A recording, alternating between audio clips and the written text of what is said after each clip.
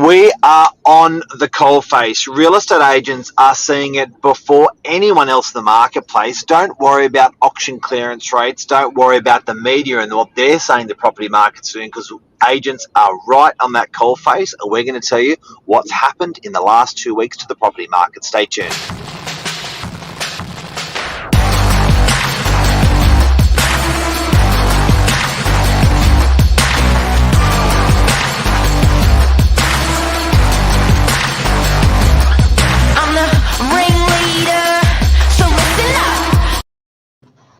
Good morning, Mark. Morning, Billy. How are you, bud? Very well. Yourself? Little switcheroo there? Good. Switcheroo. Good weekend?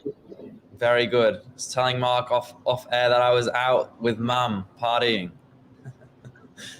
That's First time in a little while we've done that. And Mum was partying harder than you. Yeah, just about. I had to catch up. She was coming off the back of a lawn bowls win, Mark. That's why. Oh my God! Lawn bowls, it's going off at the moment, isn't it? It's come back. I don't know. Yeah, it's really fitting in with the new trends. It seems to be a good social game. I haven't played, so I think it's recommended. Lawn bowls and alcohol. Yeah, great mix. Nice and social. A wicked mix.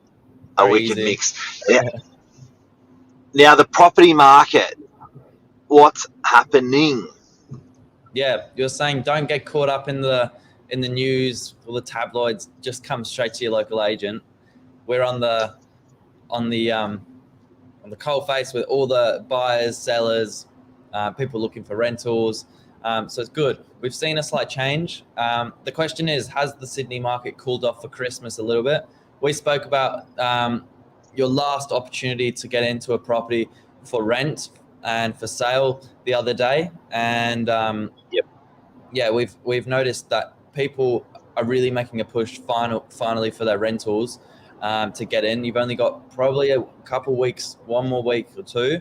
For Christmas, you might have just missed it to settle on a property, but make a good start to the new year. What have you noticed with days on market for sale? We'll look at a few factors that could give us a bit of an insight, Mark.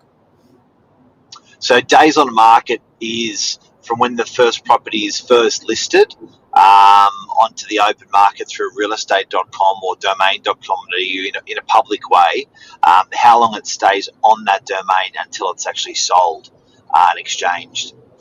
So what I've noticed is that is sitting at about, it's pretty consistent. It's sitting at about 23, 26 days in most suburbs across the northern beaches, which is, believe it or not, that's a number that's been fairly consistent the last 6 months. Yeah. Okay. What's a normal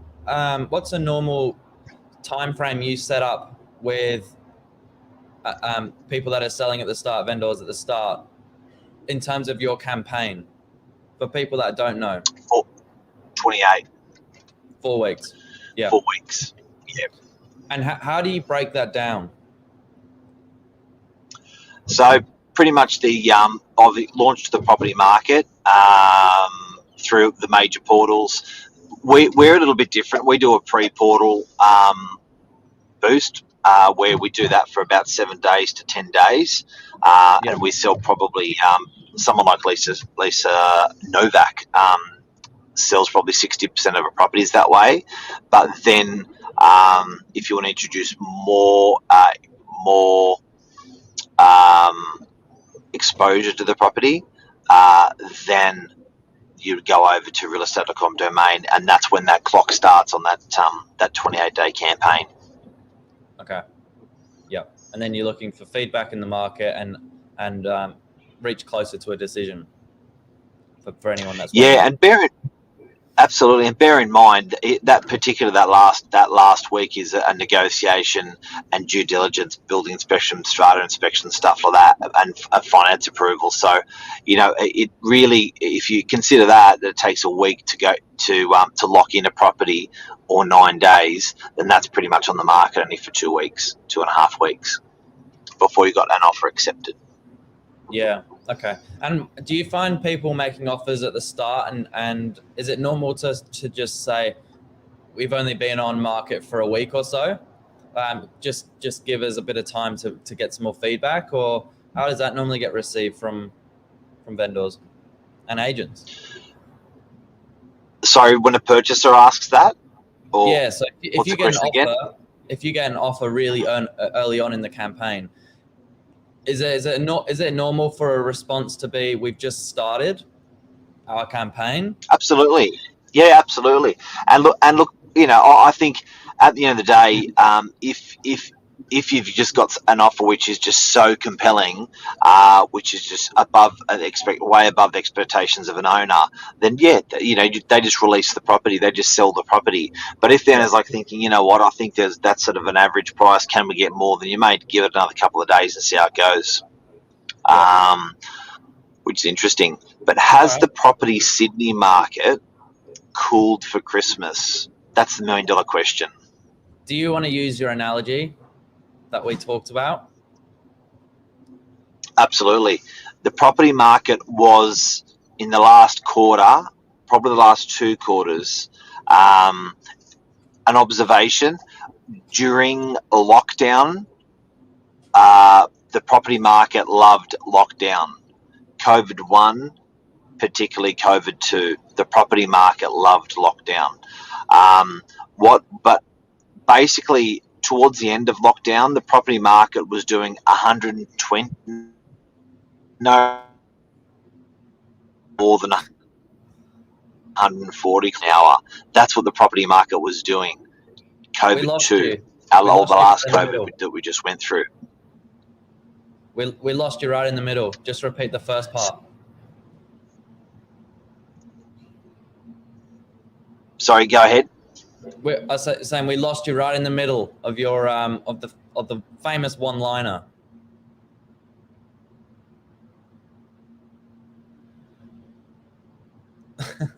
Earth to Mark. Mark was saying at the start of lockdown, we were going down like a freeway at 140 miles an hour, and now we're going down the same freeway at 60 k's an hour. So look, it's cooled off slightly, maybe not quite as much as 50% or more, yep.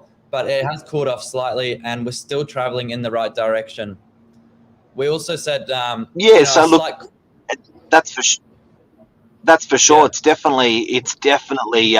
It's still heading in the right direction at a reasonable speed. Yeah. And we were saying it's better to slow down as such, rather than have a complete, the market completely bottom out in a month or 2 time, or even now, Yeah. Well, you don't want to be going along at 120 kilometres an hour in a property market and slam the car into reverse. You don't want to be doing that. And that was always a threat, that the bubble was going to burst and we would be throwing the automobile into reverse. It's good to see it slow down a little bit. It's good to see a little bit of steam come out. It's a more balanced market. It's easier to buy and it's easier to sell in that market. Which in itself has opened up a lot of opportunity for people that were on the border of selling, but just knew if they wouldn't be able to buy somewhere. So that itself has brought new properties onto the market for both rent and for sale, and just opened up opportunity for everyone. Everyone is one sort of out of this in a funny kind of way. Now, what's interesting is New South Wales versus Vic versus Queensland. New South Wales is definitely seeing the car slow down from 120 kilometres an hour to 60 kilometres an hour. Victoria is seeing the same thing by what we're seeing out there. Queensland, from what agents are seeing out there, seems to be still sharing the love, still and again, we're putting it in terms of kilometres per an hour of a car, but Queensland seems to still be doing that 100 k's an hour. It's interesting. And do you think that's because they maybe started slightly later, Mark, or they're just still on that path? Yeah, I think Queensland enjoys a lot of Victorian money and a lot of New South Wales money, and I think a lot of people are heading to Queensland to kill their debt. and keep their same job because their work allows for it. So I think certain sectors that people work in where they can work are continuing to do that, and off to Queensland they go. But I think that they're taking their money out of Sydney. They've sold on a 6, 8, 12-week settlement. A lot of customers I know, and they're still making that purchase up there, and they're a little bit constricted because they can't get there. So it's still pumping in Queensland for Queensland prices. Yeah. And another little factor to consider is guide prices. Now, every property obviously goes on the market with a price in mind.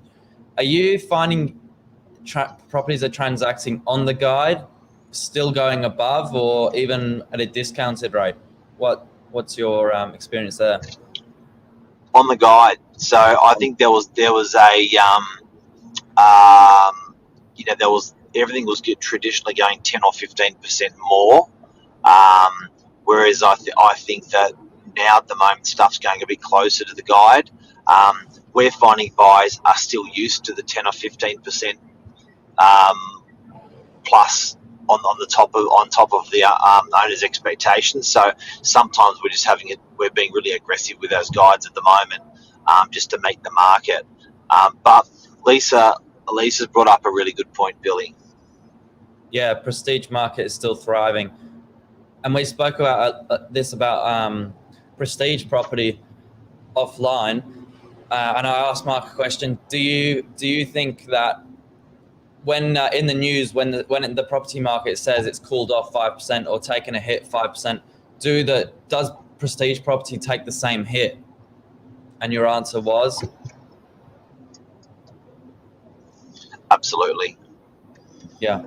So for such a huge amount of money, I was obviously curious to know, I know on average it takes into account all property, but we're still operating in a sort of a niche market in some ways. We are, and look, ladies and gentlemen, like, we're fortunate to have this hot off the press news from a bunch of real estate agents. When we're talking about the property market, we're probably talking about a week or two. We're reporting last weekend, which nobody has the ability to do. Not media, not websites.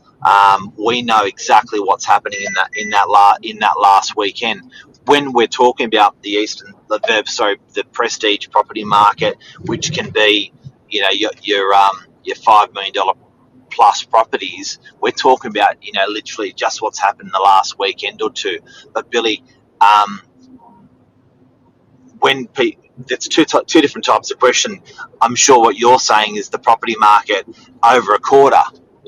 Do you see the big differences in prices, or over a year, in particular, mid to long term, for instance? The markets all sort of are pretty succinct. Yeah. In prestige, unit, house.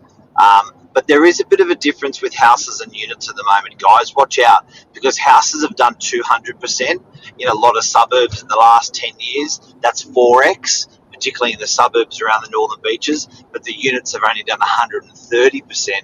That's 2.5x, 2.3x. So at the moment, there's never been a difference between houses and units in the last 30 years that I've been a real estate agent. But now there's a gap between houses and units that I reckon will get filled a little bit.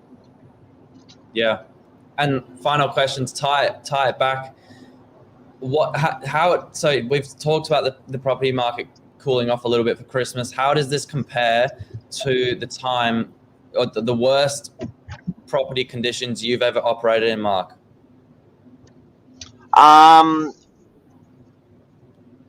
Yeah, great question. I think GFC 1 was a hard time. GFC 2, when that second wave of GFC came through, was a hard time.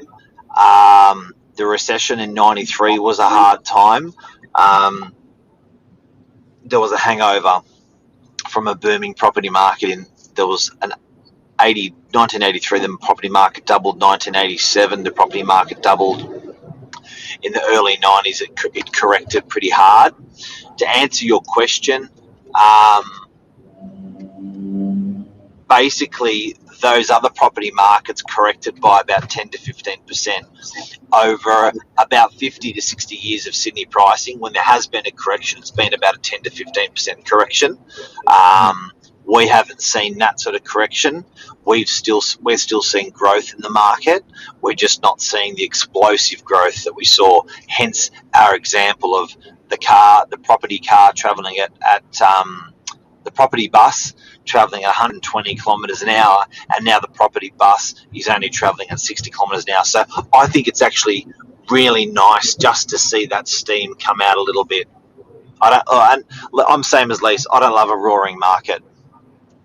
Yeah, well, it's interesting. It looks like this balanced market, and balanced is probably the key word, is just giving everyone a little bit more opportunity, and just taking the heat out of it. Well, Billy, the property bus was doing 120, 140 kilometres an hour, and you tried to get on it, and you did. Well, I don't know. It was almost like it was a bit of luck in a funny way. I tried to get on a DY mark, and they didn't even open the door. They didn't even stop. They just carried down the bridge. You just chased it into the city. Yeah. They didn't even stop. But yeah, I think you'll find a bit more luck now. Yeah, and look, I think it's interesting because coming into while we finish off today, I think coming out of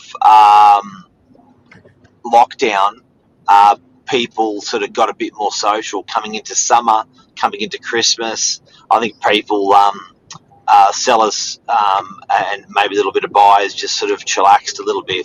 That there hasn't been that intensity, but with this new strain of COVID coming through, it's going to be interesting to see how that treats the property market if there's another COVID-3 lockdown. That's it. Hopefully not for Christmas. Let's just get over Christmas first. Absolutely. Yeah. All right, ladies and gentlemen, hope we helped you with hot off the press property market status today. And if you got any questions, this is a live show, throw them at us. If there's any topics, people are sending us topics all the time to talk about. Messenger that across to us or put a message in here. Billy, anything else to finish off on? No, that's it. Let's power through to Christmas, and we're nearly there. Finish off the year strong.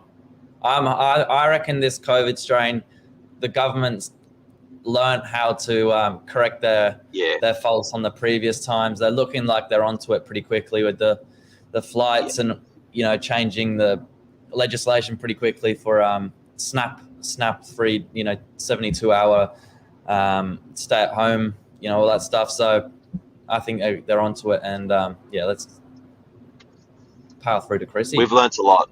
Absolutely. All right, have a great week, everyone. Thanks, Billy. Thanks for the chat. Cheers, Mark. Pleasure. See you guys.